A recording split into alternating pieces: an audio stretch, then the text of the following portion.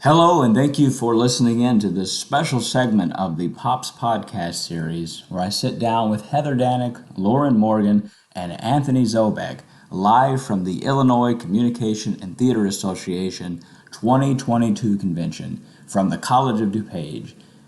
Anthony, Lauren, and Heather give us an update from their previous 2019 Pops podcast episode where they're at the time were working on a bill to enable public speaking to be a greater part of the Illinois curriculum. It's been a pleasure to sit down with these three. They are incredible educators, incredible workers, and it's been a lot of fun joining them at ICTA this year and really meeting everyone that's involved in this group. It's wonderful to see educators come together and share their passions, and I think with these three and the update that they provide on what they were able to accomplish with ultimately creating a law in Illinois, it really goes as a testament to the power of communication and the power of what coming together and having perseverance can do and what truly can be accomplished. So thank you for listening in and enjoy.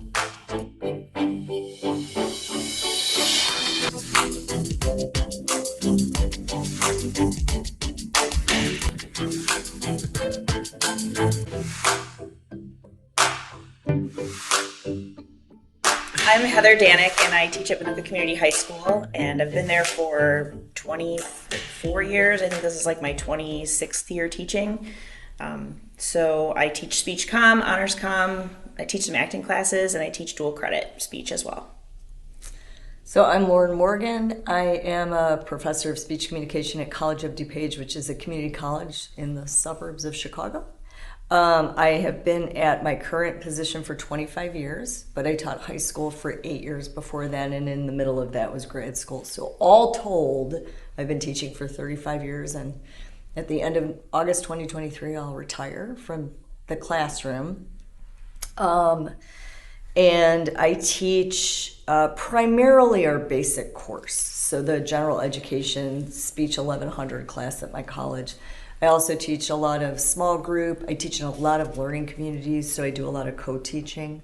I teach leadership development, and I also, for many years, ran our speech and debate program, so I was doing the competitive speech circuit for a long time. And I did that both at the high school level and the college level.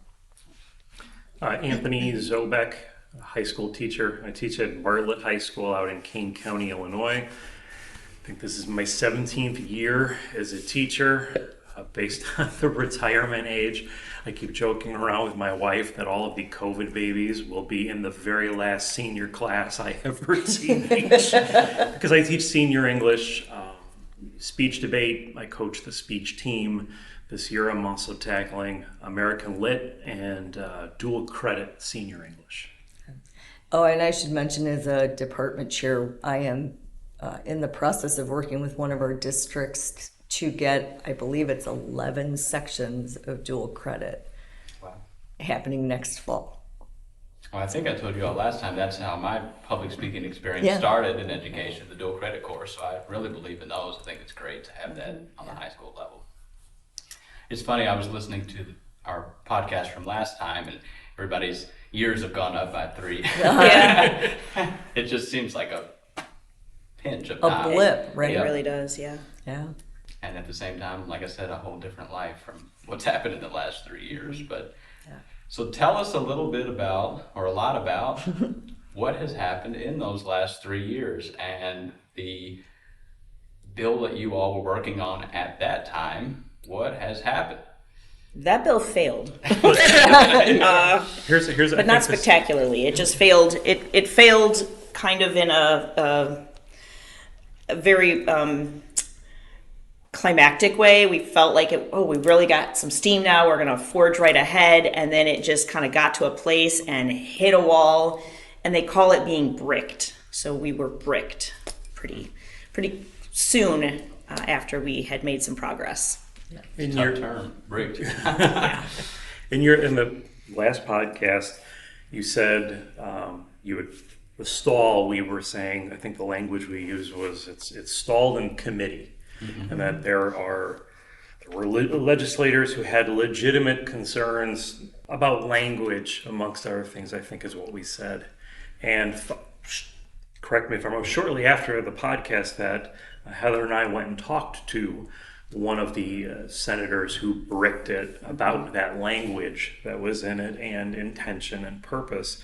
And while it was very climactic, and I think we joked around, it felt like a after school special, the way that it was going, I will say that discussions about the language of what should be in the legislation, even though that kind of brought the first piece of legislation to a dramatic end, was beneficial in a way, because understanding the legalese is what got a new version of the bill, a better version of the bill, and certainly a clearer one brought to the floor the following year.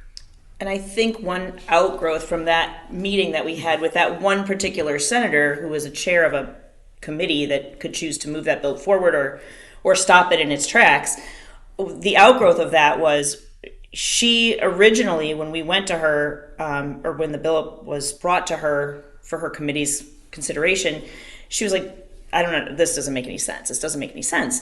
So no, I'm not going to pass this through. And so when we sat down and talked with her, then it became clear she actually was on our side.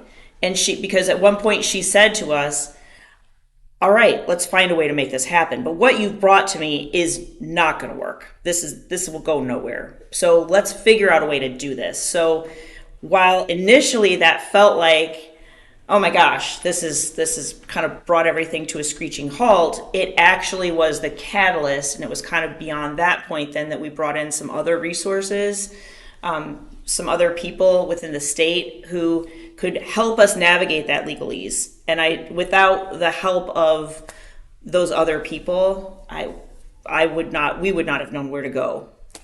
What is a good example of something that would just stop it in its tracks in the form that you brought to her? Well, the mandate. So a mandate, legislators in Illinois, I don't know if this is true everywhere, but anything that says you must, you will, or, this is what has to happen goes nowhere. Yeah. So, and in fact, we watched the vote, and I can't remember which iteration of the bill it was, but I was watching it. I was watching it live on because it was during COVID, and they were having a Zoom session or whatever, and so the senators were all in their, or the House members were all in their living rooms or in their cars or whatever, Zooming in their votes. And I was watching it live, and one of the sponsor of the bill at that point brought it forth for a vote, and then another member asked, is this a mandate? And she said, no, this is not a mandate. And she was very, very clear about that. And she explained again what the bill would do, and then that member said, okay, as long as it's not a mandate.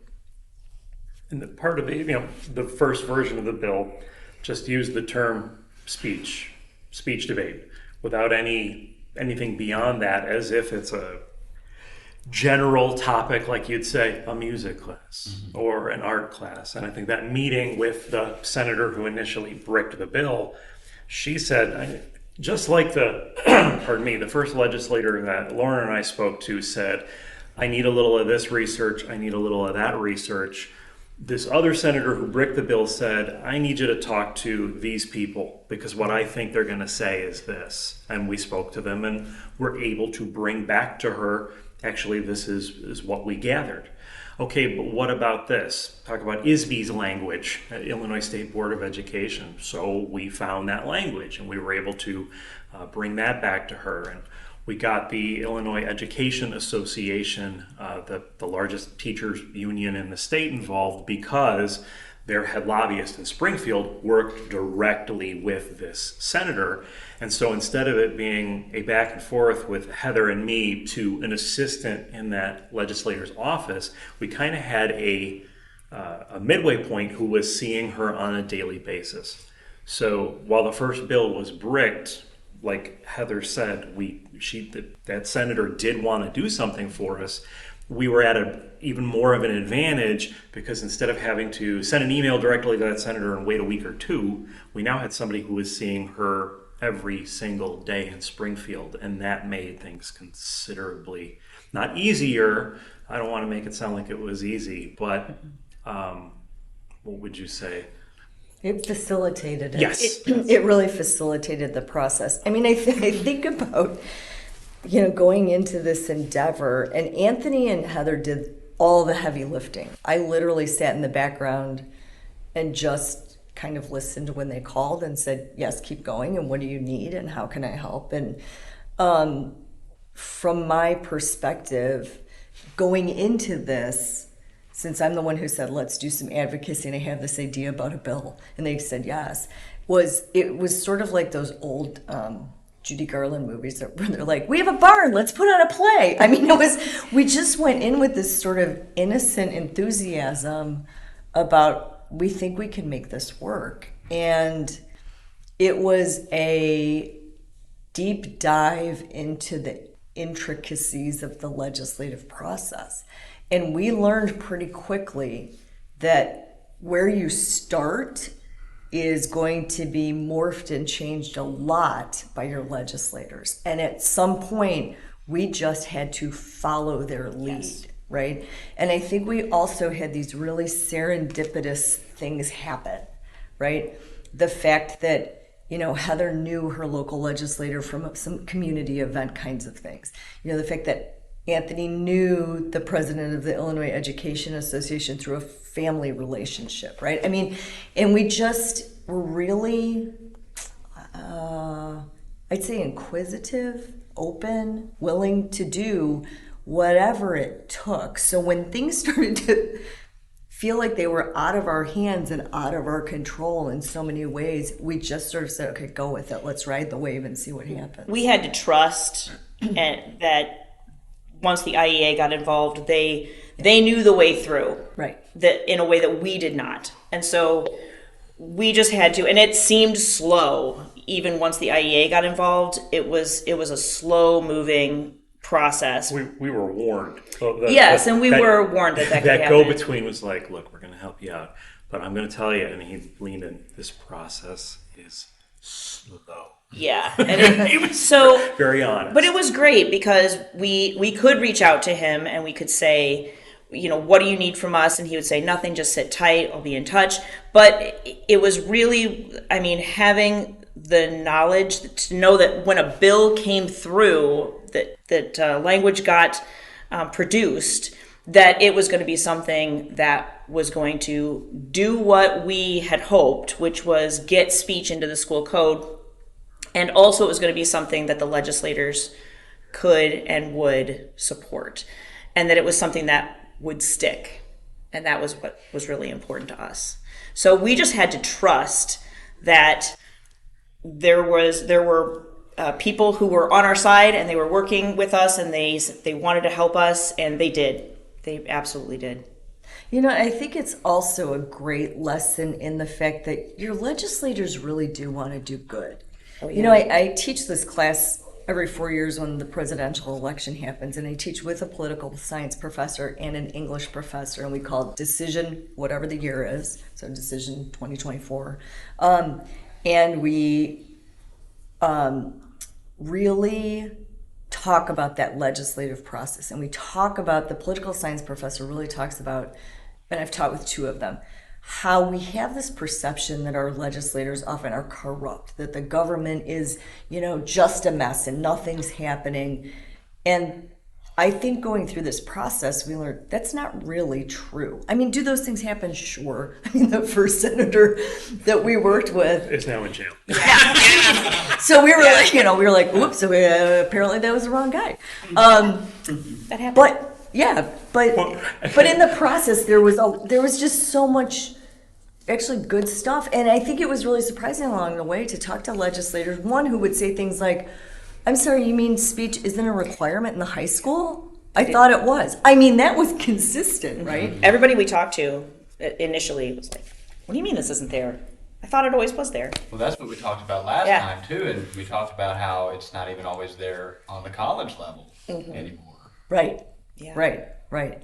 So I think it also was just a really powerful example of collaboration too. I mean, there was, like I said, I was sort of sitting in the background, but I mean, I'm getting phone calls. I have this vivid memory of being on, I don't even know where I was headed, but being on the highway, my husband's driving and Anthony and I were on the phone. I think I was on my way to the airport to go to a conference or something.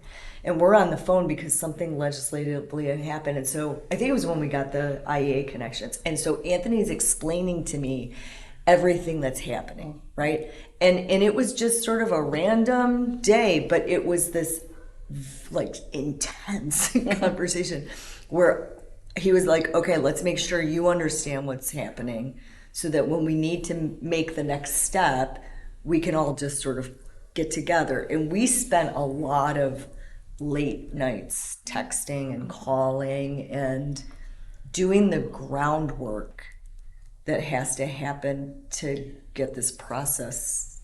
Well, and I think once it was in the hands of the legislators and the IEA and they were kind of handling that portion of it, our focus really shifted then to what do we need to do for teachers? Mm-hmm. Because, you know, at that point, we had, I think it was the third iteration of the bill, right? Because the first one got bricked, the second one COVID killed.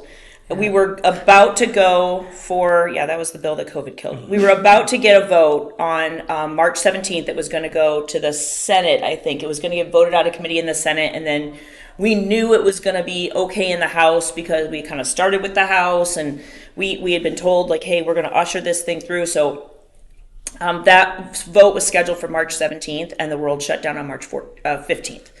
So, and I had to... They wanted me, and by they I mean the Senate Education Committee, wanted me to go down there and testify before their committee, just talking about teacher licensure.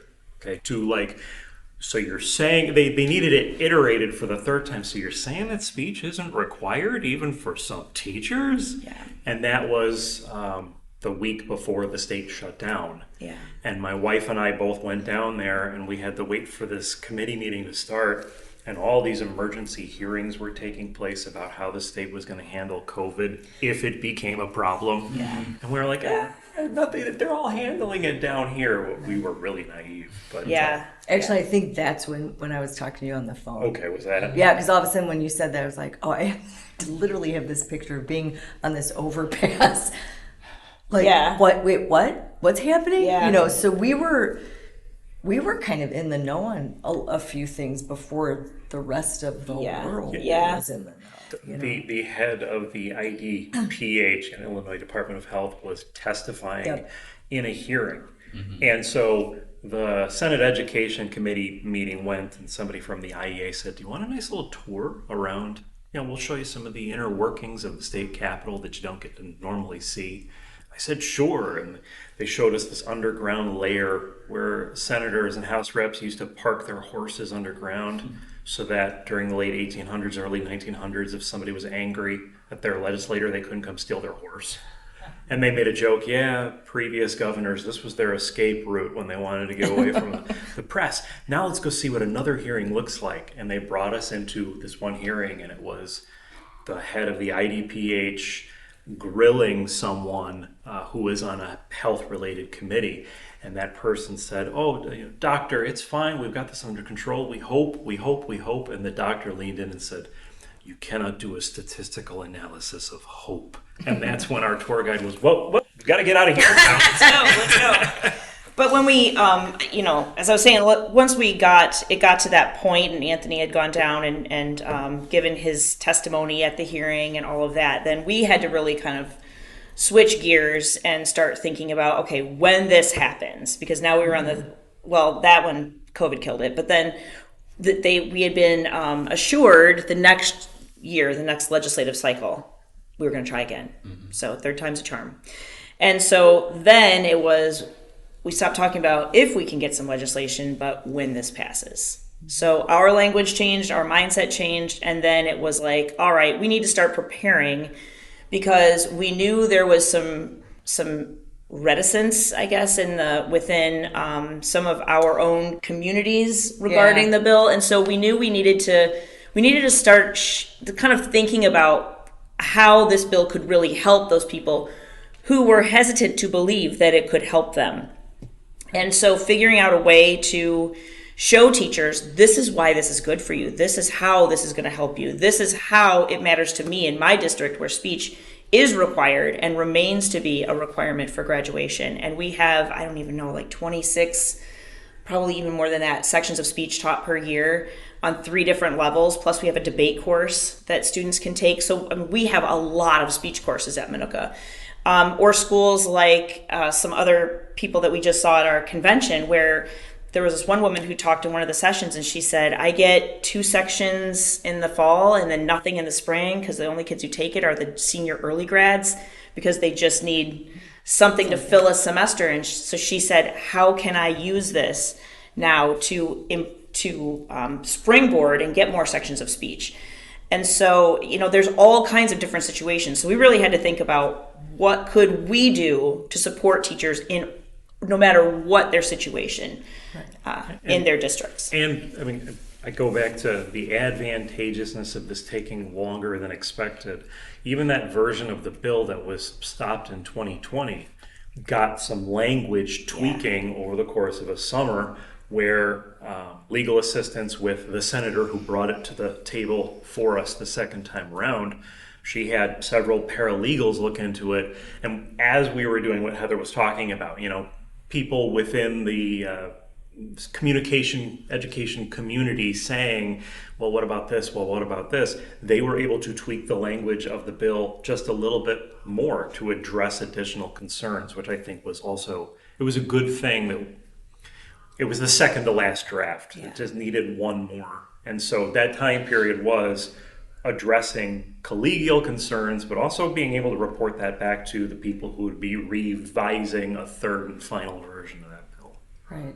And if you read the bill, like how it reads in the school code, it's confusing. And so it's like, if this in subsection A, blah, blah, blah, subsection 6 or whatever. So it needed some explanation even for us. And so a large portion of the messaging that we were trying to get out to just even the members in our organization was just how that clause helped them. So like somebody for me, that clause basically said, if you're already requiring speech as a graduation requirement, you can't double dip. You can't go in and use this in some other way. You've already got your graduation requirements set.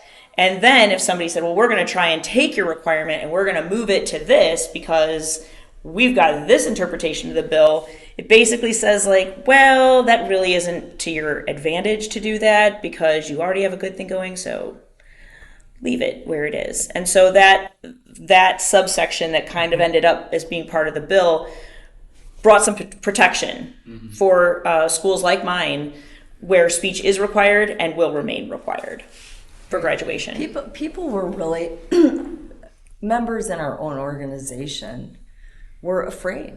I mean, they were just afraid that something was going to be taken away from them by whatever legislation was being created. So, we spent a lot of time not just advocating with legislators, but advocating with our colleagues and our peers and our members of our organization to try to help them understand this is not a threat to you. But like Anthony said, if we weren't listening to that dissension sometimes and concern, we would have missed a really valuable piece of information that actually, as Anthony said, helped propel that legislation forward, right? And enabled us to really, I think, also understand sometimes what legislators were saying and what their concerns were, because we were kind of, at times, getting it from both sides, right? So I think, again, innocently, having the idea to even do this, from my personal perspective, right, was a no-brainer. I'm like, I don't understand. I'm not sure I understand how someone couldn't see the benefits, right? And it's because I'm a believer. right? I was going to say, Lauren, you've made 2 comments now where you're like, I was just the cheerleader. You were the sensei. Oh. Okay? Let's make that clear, right? When Heather was eating popcorn and I was, stress drinking my club sodas. Now listen. And I was like, okay, bow to the sensei. Right. Yeah. But that was kind of my job often, I think, was to listen to their concerns and say, and let's do it anyway. Well, let's give it a try. I mean, if we're going to fail, let's fail spectacularly, because we'll be able to learn something from that. But I'll tell you something, the 3 of us and I don't think I've ever truly experienced this, to my recollection, in the way that happened in doing this work, was we really did believe. I mean, it's so much of what we were doing the whole time was bolstering each other with faith, hope. We're taping it together with bubble gum. I mean, like It's going to be okay. Yeah, it's going to be okay. We're It's going to be get okay. this done. Let's keep going. Let's keep going. Let's keep going. With intellectual curiosity. Yes. There was never a point where one of us was like, well, with that kind of tone. It was like, well, let's think about this.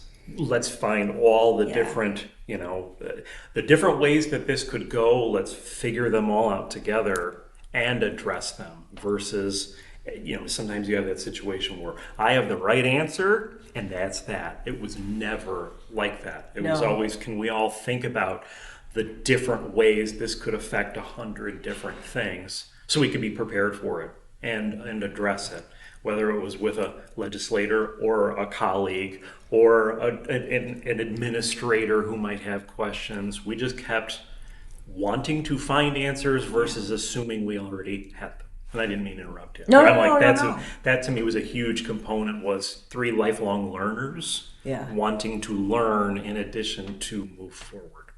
Yeah, there was a lot of, I think, with the legislators, as I listened to the experience that Heather and Anthony were having, a lot of us saying, well, help us understand.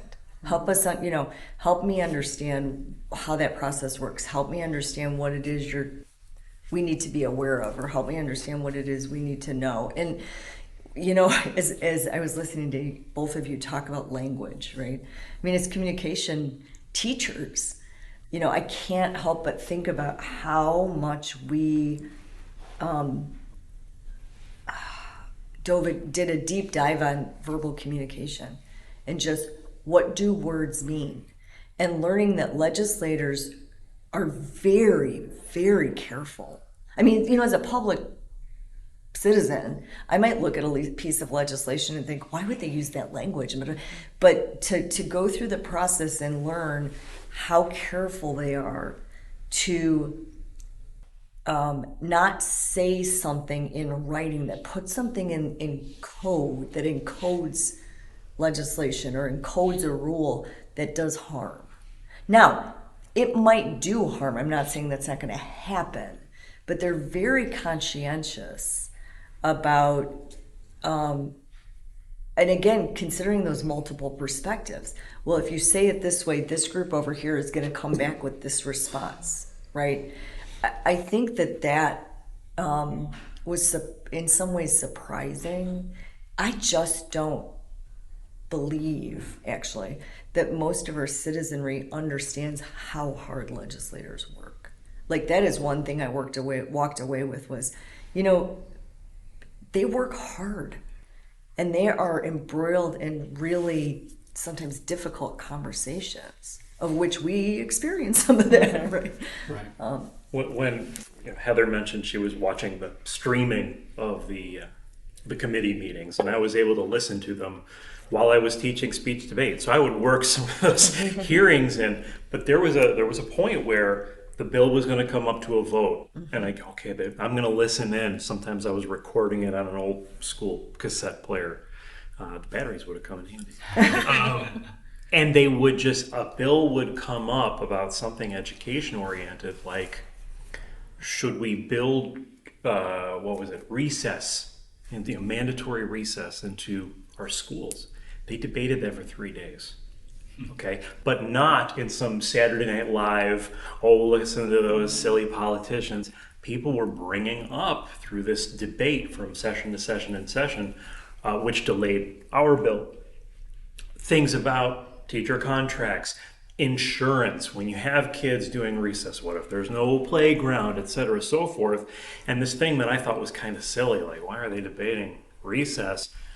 100 different legitimate concerns about how it would affect adults and, more importantly, children came to the forefront. And that doesn't happen unless those legislators care.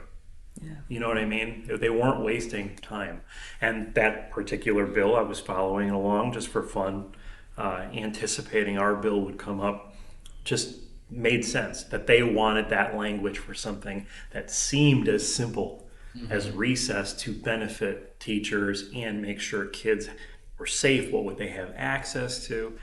And just one example, I mean, there were several hundred bills that came up, and I listened to quite a few, but that one in particular shocked me and put in perspective our bill when it came up, that after 3 years of this process, people were going to ask and answer the right questions for, like Lauren was saying, altruistic reasons and not just to waste time. Right. Yeah. Well, everybody, you hear the word gridlock all of the time in a negative connotation, but really that's the way the system was designed to Yes. bog down until as close to possible perfect resolution can, Yeah.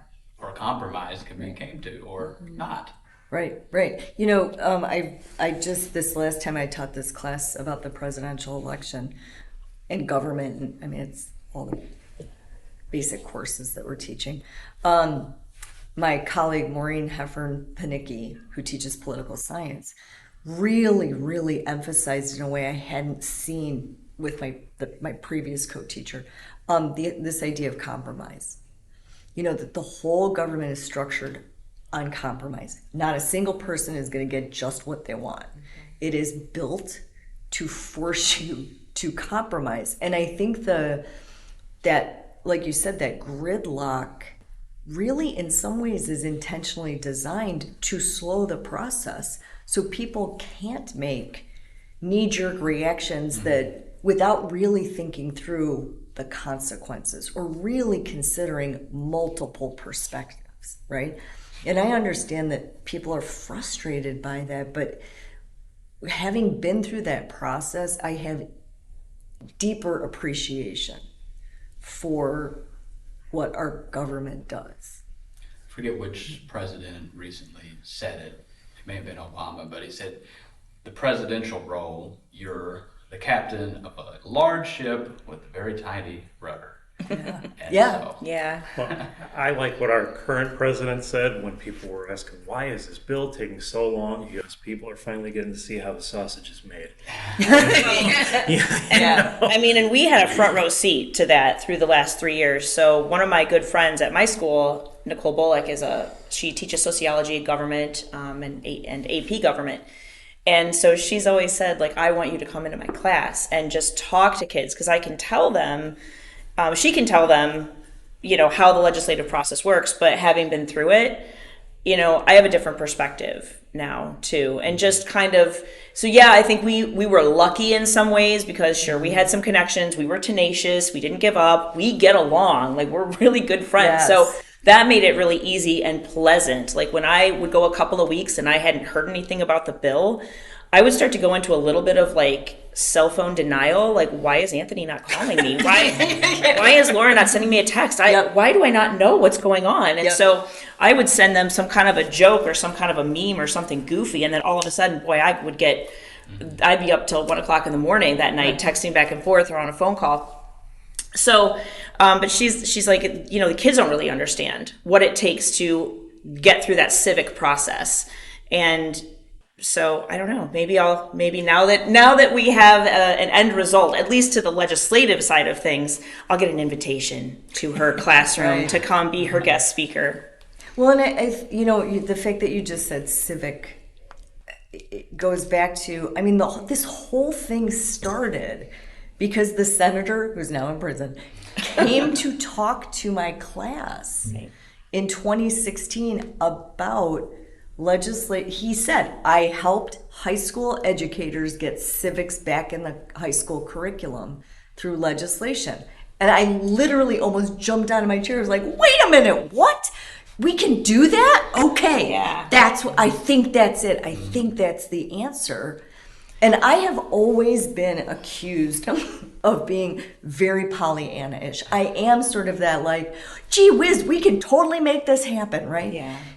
But that was really the first time I don't know, that I was so willing to take the risk because I just believed so deeply in the value of communication education. Right. I just couldn't let it go. I'm like, I can't, and at that point I was thinking about retiring, but that wasn't really a reality yet. But I thought, oh my gosh, I cannot leave unless I at least give this a try. Right? I just have to try. And I was just so lucky to get these two. There was karma. We have said there's just some weird karmic force that brings weird little parts of the puzzle together. You met the senator presenting, and you were like, hey, we got to get together with this guy. And I replied, that guy is at my school right now as principal for a day. Right, You want me to grab him during lunch? I mean, I didn't even know you were going to this thing with him. You didn't know he was showing up in my school. And suddenly, within this 24-hour period, I mean, these many stars align, and that just kept happening over and over and over again. And then at that year's convention, you did a presentation about advocacy because you had started working with him. And then I had sort of started chatting you up because I thought this lady's cool and I want to be her friend. And so I was chatting you up and you were like, you know what, you'd be good. Why don't you come to this meeting we're having later? So I went and then after that convention was when I was like, I'm going to get Lauren's number off the website and I'm going to call her and I'm just going to say this thing. And I did. I was like, hey, we talked a little bit and I was just wondering, like, do you think this would be a good idea? And she's like, yeah, try it. What do you? Yeah, let's just try. So that was kind of how the three of us sort of came together. But I mean, now even looking, there's been other legislative advancements that were never part of our like initial goal, but have actually worked to aid us. So some things that have happened, like kind of changing some of the requirements in high schools with and how much time for elective courses students will have. So this other bill that's happened has kind of, and in correlation, our bill putting speech as a possible elective requirement, then that puts speech at a priority position as a course students will take. So that's where it helps some students. So as their elective course options and time for elective shrinks as we move through the next 5 years, speech gets bumped to the top of the list because it's one of the choices that kids can make to fulfill a different requirement. Right. So that was kind of serendipitous. And looking at the way in Illinois schools are judged on their quality, having communication courses or kids involved in communication or performance-based courses or activities can give schools a way to market themselves or communities a way to market themselves as attractive to home buyers and potential taxpayers to that community.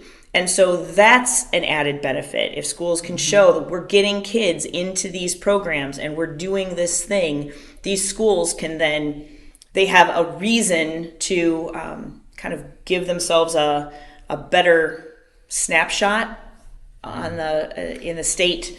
It's called the Illinois State Report Card. Right. And so that helps us as well. And so we're trying as an advocacy group now with our own members, we're trying to point out all of these connections that people can use as they go to their districts, they go to their curriculum instructors, they go to their department chairs, wherever, to say, this is why we need speech, this is why we need more speech, this is why I need training. And there was a woman yesterday in or 2 days ago in one of the sessions I was in. Well, it was in our advocacy session. And she said, well, I took the materials that I had received and I showed my principal. I showed him, here's the bill, here's the law, here's the language. And he said, yeah, okay, thanks for this. And he kind of tossed it to the side. And so my advice to her was, you have to find your way in. It's going to be incremental. It was incremental for us with the legislation. It's going to be incremental for you from a homegrown advocacy side of things. So you need to really think about what can you do to showcase yourself, your students, your curriculum, what's going on in your class, and then you're just going to have to chip away. And I had a follow-up conversation with the person you're talking to at lunch, because she sat at our table. Mm-hmm. And I don't know why, but the analogy that I came up with was, it's kind of like an old paint by numbers, coloring book, okay? The legislation connected all these different black and white lines together, that they interweave, they interconnect, they are to the benefit of teachers. You can't expect that picture is going to have all the colors for you, right? The legislation needs to be, you have to fill in the colors. Here are some resources. We're giving you the crayons or the pencils. When you're having those meetings with your principal or your curriculum director, you got to go in one crayon at a time, and eventually through self-advocacy, you'll paint the whole picture, and it will be to your benefit in your situation, one step at a time. Yeah, and when one person kind of fills in those colors one way, someone someplace else might have to fill them in a little differently because it's localized. Yeah. Yeah, there's no one right answer. There's no one right way to get communication in your school. So it really is going to have to come down to each individual teacher and taking the tools that, I'm going to be honest, Anthony compiled, put together his exceptional research ability and the way that he writes and the way that he can kind of put things together in a way to build an argument. I mean, that's really what he did. He has built an argument for multiple scenarios for any teacher anywhere in the state of Illinois to take that booklet, read through it and go, all right, I'm going to try this method because here's one method of argument. And the beautiful thing is we're communication teachers and we're good at building arguments. Very good. It's amazing what you all did. So congratulations. I'll say that. Congratulations. Thank you. Coming from 3 years ago to today, and it's one of those things like, would you do it all over again if you knew what? 100%. Yeah. I would. Yeah. And I don't know that I'd do it any differently either. Yeah. I don't think I'd really look at, the time when we had colleagues, really, really against our cause, where we were coming from. I think there were lessons to learn in that, and I think that caused us to sort of reevaluate, and it pushed us to, these are valid concerns. These are real things we have to think about, and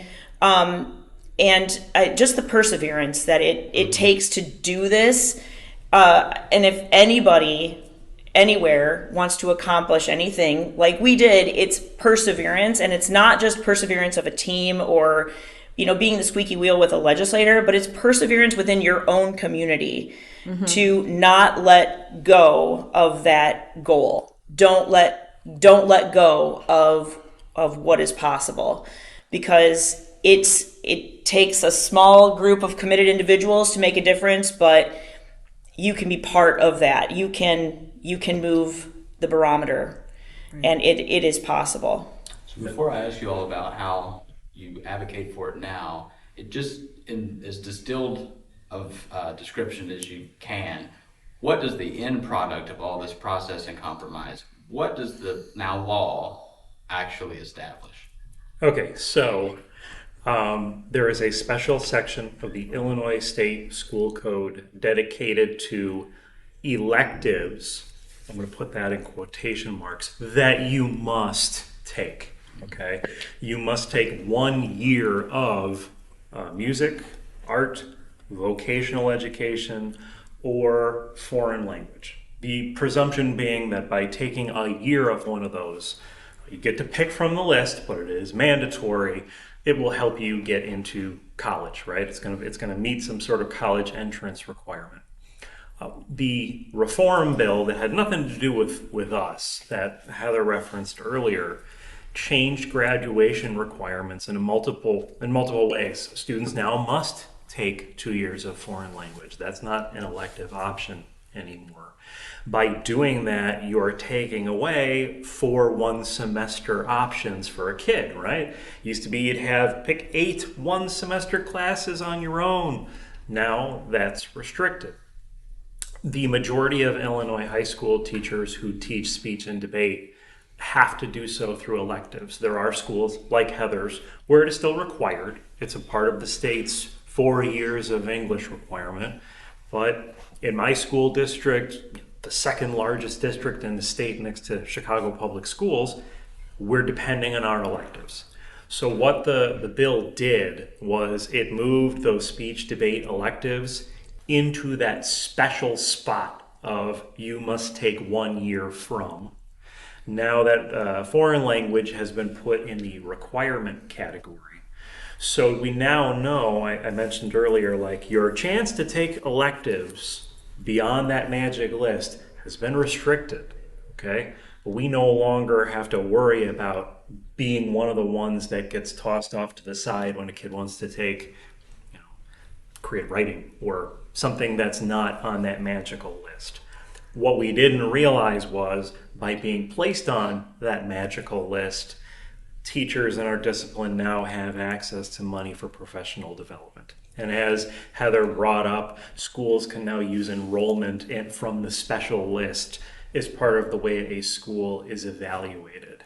So there are now huge, Lauren brought to the fold, hey, have you guys heard about career pathways and this movement that schools have in kind of charting the direction a student will take from year 1 to get them to a special certificate or a special school? Well, because we're now on the special list, speech debate might be a part of any student's pathway. So we kind of, what's the turn of phrase? The cream rises to the top, right? We turned speech into the cream. Yeah.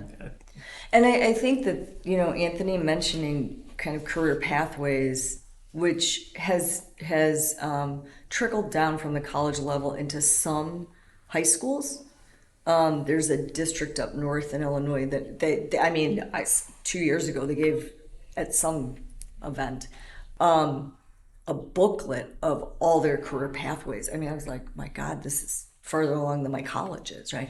But I think that speaks to also the value of an endeavor like this with educators from different levels working collaboratively.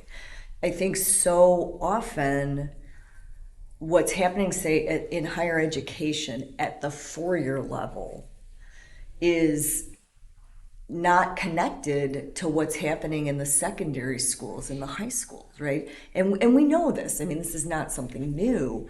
But working with Heather and Anthony, and again, I come from a unique background in some ways because I came out of the high schools and moved to the community college. I'm in a higher ed, but I'm in that middle space, transitional space, right?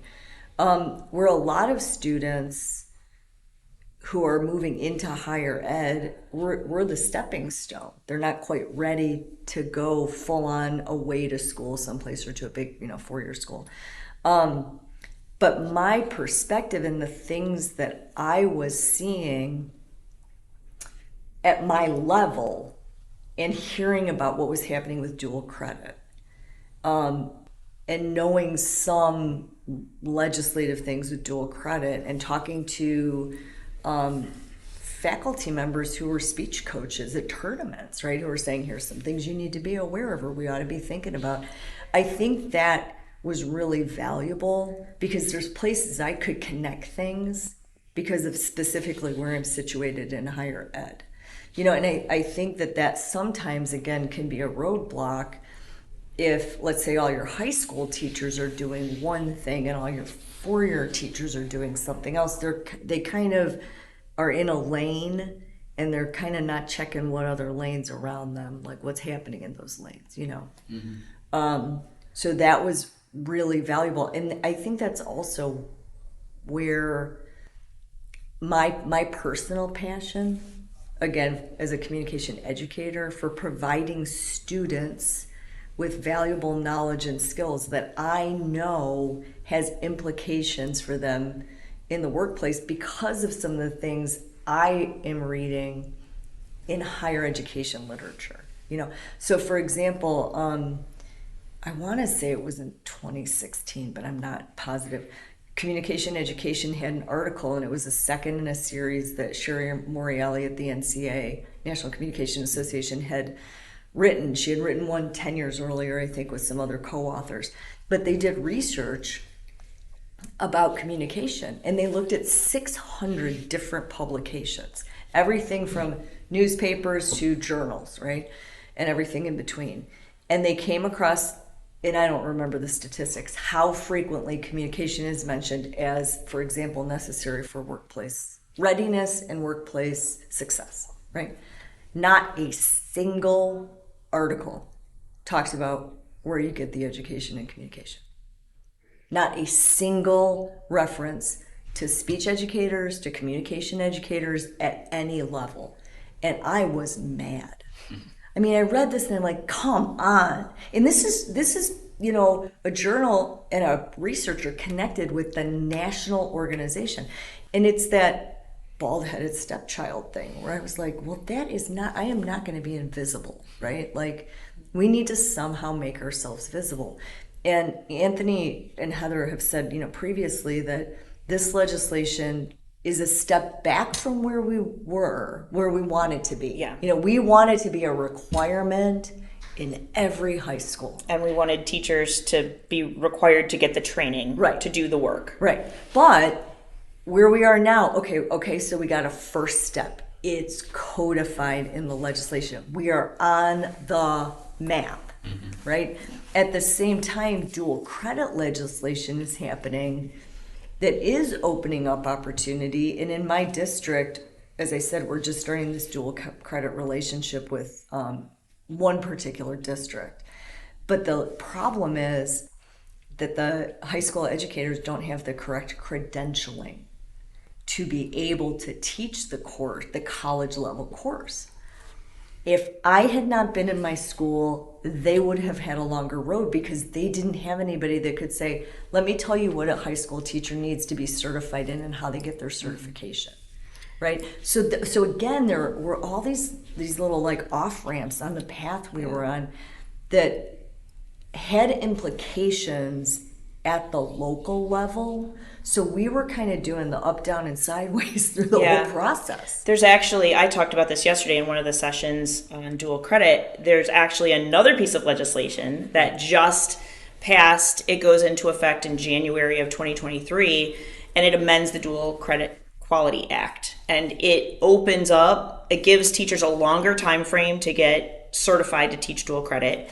And it gives them different options for how to achieve that certification for dual credit. So I know there are teachers who are just at our convention who are saying, like, my school wants me to teach dual credit, or we really want to start dual credit, but we got to figure out a way. I have a master's in English, but in order for me to teach speech, I'm going to have to go and get these other credits. So there are colleges that are kind of finding ways to facilitate teachers getting those graduate hours that they need in order to teach dual credit.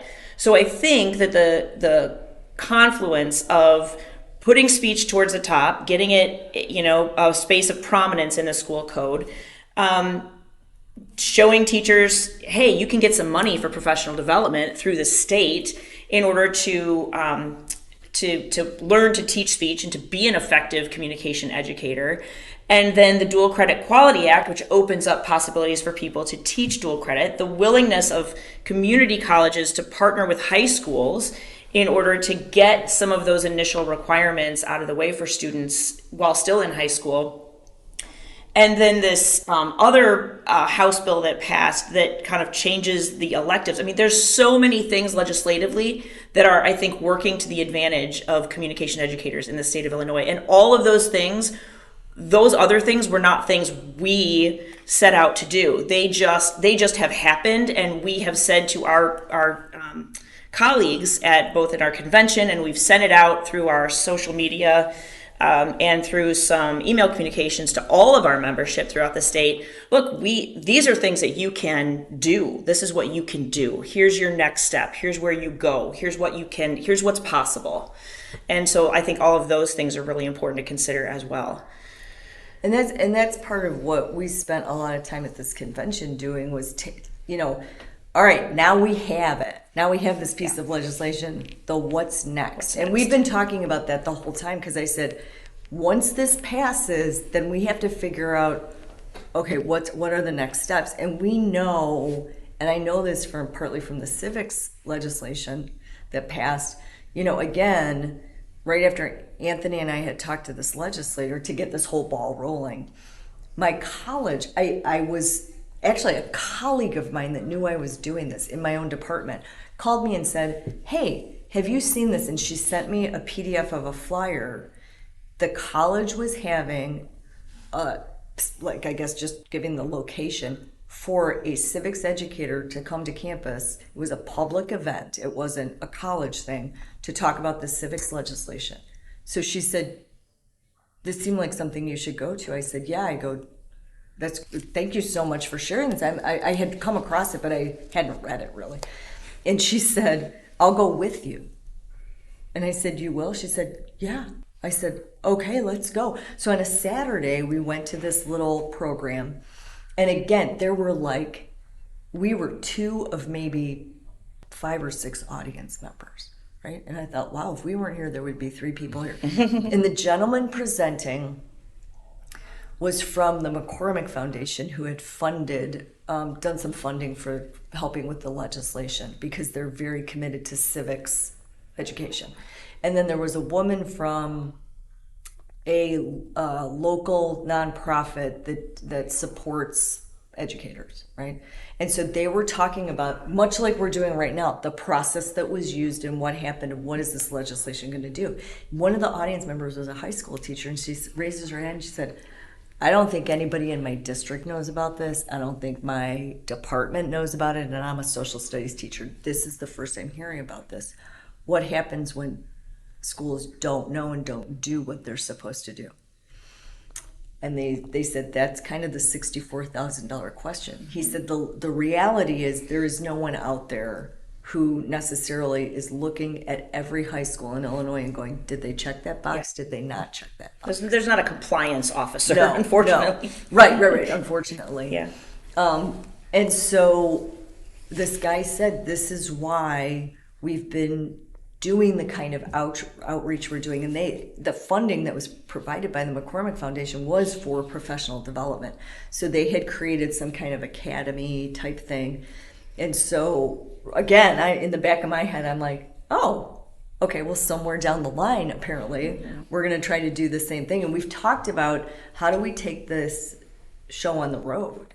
How do you, and during COVID, one of the things that I think was hugely advantageous was just learning how to leverage some of the technology to be able to communicate with people across the state, right? Even in our own association, this is right before COVID, I was on the board and there was a huge snowstorm the weekend that we were supposed to have a board meeting.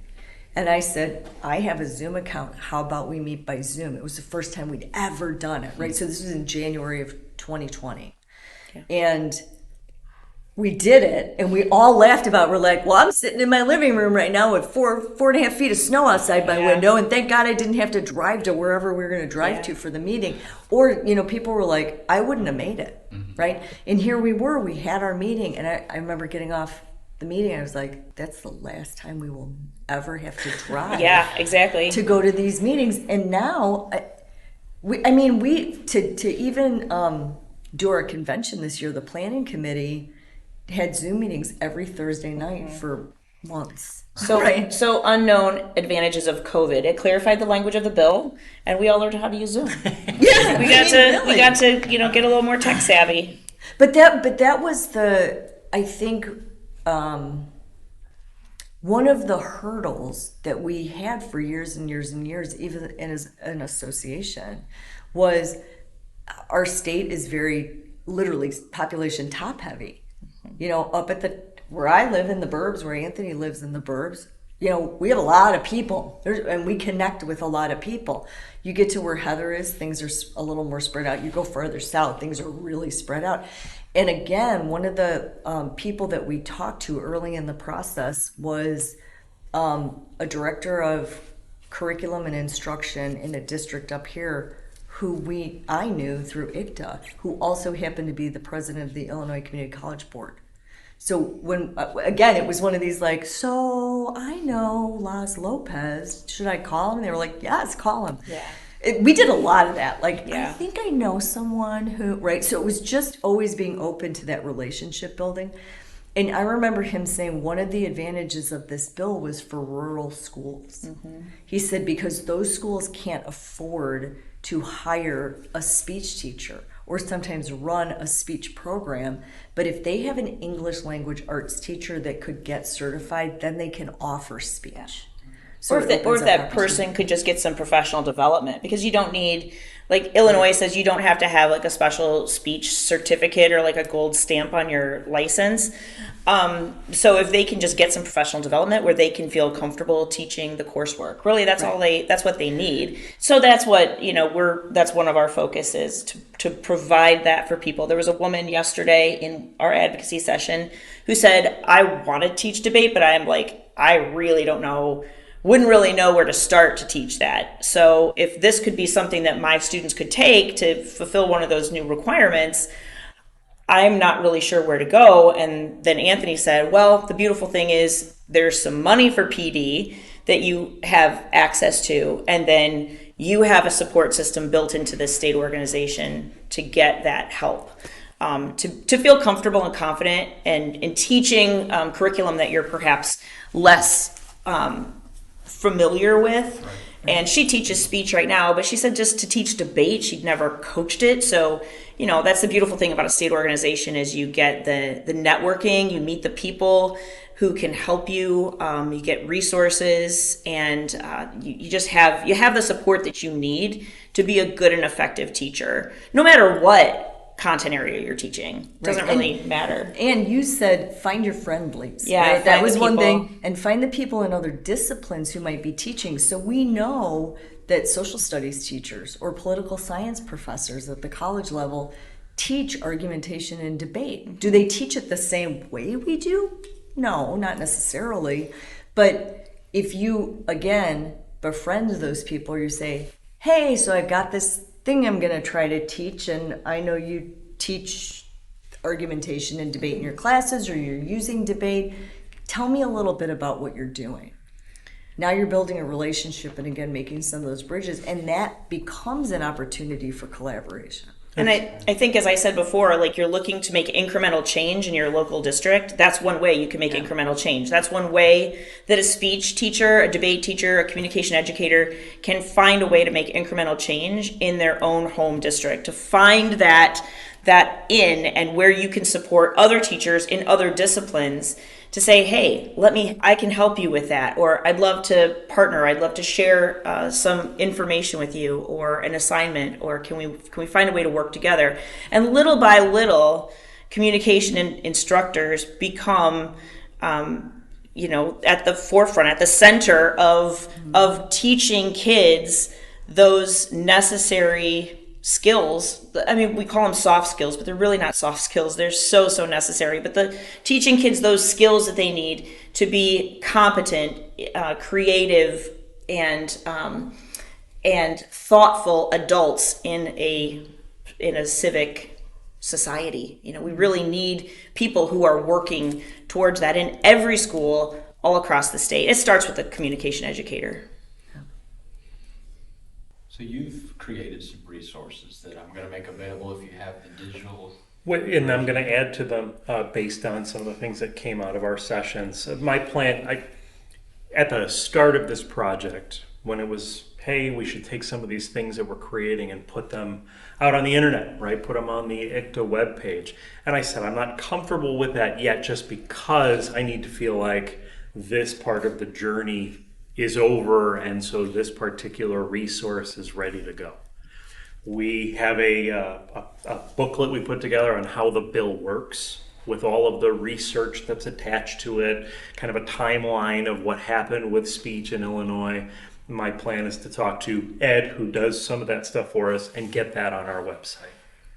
That we put together another booklet of ways that you can work with, like it's broken down into chapters, right? Chapter 1, if you're a high school teacher dealing with this particular law, here are the people you need to talk to and the language you need to use. But from there on, there's a whole how to have a 10-minute meeting, how to create a coalition out of parents and stakeholders, how to plan for this, that, and the other thing, along with some resource articles you can bring to the table depending on who you're talking to.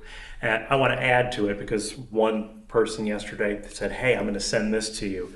But once that last resource is in there, I hope that we can put that on the website too as well.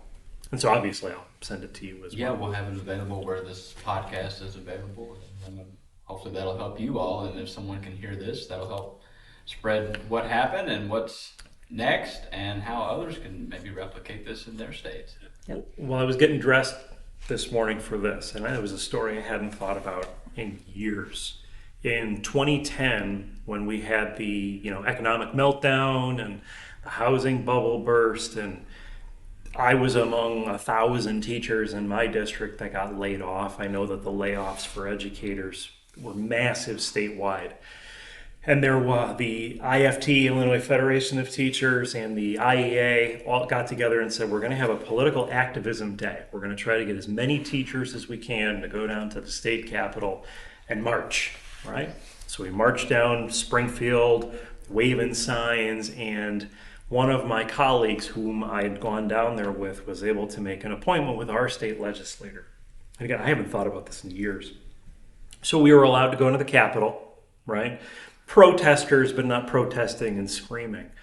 And we got me and two other colleagues who I used to work with get in this elevator. And somebody comes running to the elevator to catch it at the last minute. And it was Mike Madigan. Okay, who long time, was he secretary, or he was the speaker of the House. Okay, kind of an infamous chilly fellow.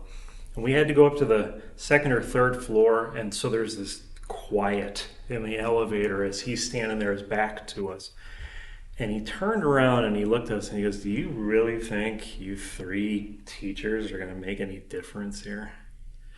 And so I hadn't thought about that in years until preparing for this. I'm like, 12 years later, I think the answer is yes. Absolutely. 1, 2, 3. Yeah, we made a difference. Yep. We made a difference. Yeah. 100%. That's awesome. I think that would be even a great way to end. I just asked each of you if you have any closing thoughts or statements that you want to put out there. I think my closing thought is I'm not done. I'm not done. I won't stop. This does not end. It doesn't end with the governor's signature. I think it doesn't end there. It doesn't end in Illinois. And we're going to keep on working. I'm determined. Yeah. And I am not going to let speech, communication on the whole, fall by the wayside. We need it now more than ever. We need speech teachers. We need kids who know how to communicate. We need kids who feel confident in their ideas and their thoughts to be a part of an involved democracy. And we will be there. I think I have a couple final thoughts, actually. So as the person who's getting close to retiring, I get a lot of people saying, no, don't go, right? Which is beautiful. I mean, I always feel very loved when people say that, right?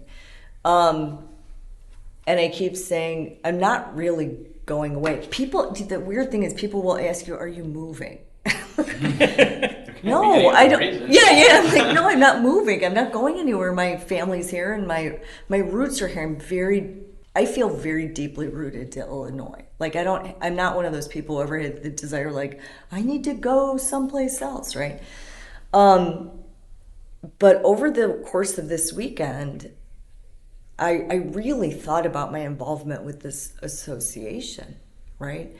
And I told this story in one of the sessions that my mentor was someone who lives large in our organization. She died in 2008 from a long-term illness, and she was still fairly young. But her legacy has lived large. And when I was in college, and I was in college with several other people, including Susie Noblock, we were in the same class, and she runs our Illinois High School State Association for Speech and Debate. Connie Link, who was my cooperating teacher, came to our class. Our college professor brought her in to talk to us about two things: being a member of the union and being a professional educator. And she gave us the history of unions and talked specifically about why, as a teacher, a union was necessary and why you needed to be involved in your union, right? And what it meant to have collective action. And I don't think about that on a daily basis, but boy, have I thought about it in the last couple of years, quite a lot. And the second thing she said was, if you're a professional educator, you join your state association and you become active. And she was a one-woman freight train on getting people on board, right? And it impacted me so prolifically. And that's why I want to stay involved, because I want to continue to encourage other teachers to be professionally active and to be able to work with Heather and Anthony on this endeavor, right? And again, it's a first step. I keep thinking, well, what's the next and where do we go from here? And this is not paid work.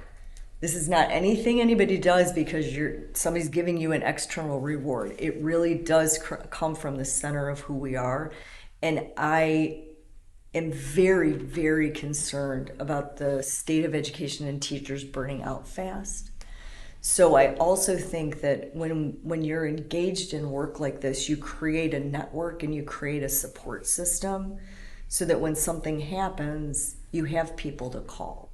And I don't want to not be a part of that. So I'm really actually excited to see how this is going to evolve. So for anybody out there, get involved in your professional state association.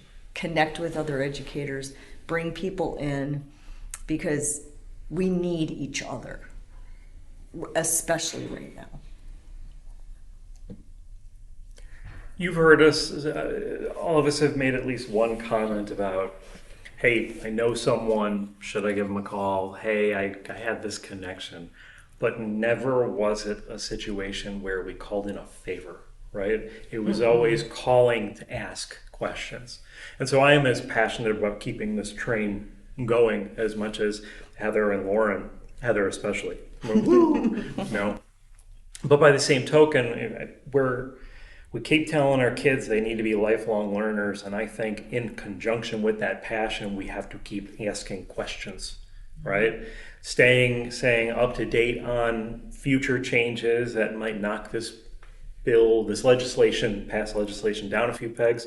We got to keep our eye on it, and we have to ask questions. Things that can be done to improve. We need all the connections that we made through this process. Obviously keeping them as our collaborators, but just always asking questions to learn about that which we're going to fight.